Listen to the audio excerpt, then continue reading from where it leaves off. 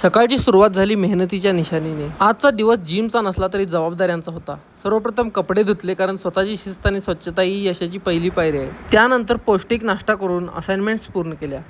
मेहनत फक्त जिममध्ये नाही तर शिक्षणात आणि आयुष्यात पण प्रत्येक कामात दिसली पाहिजे. दुपारचं जेवण झाल्यानंतर शरीराला चांगली रिकव्हरी मिळावी म्हणून थोडा आराम केला.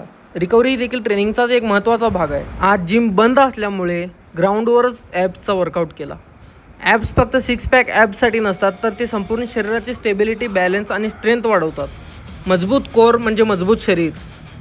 तुमचं शरीर किती मजबूत आहे हे फक्त वजन उचलून सिद्ध नाही होत, तर तुम्ही किती सातत्याने मेहनत करता यावर ठरतं.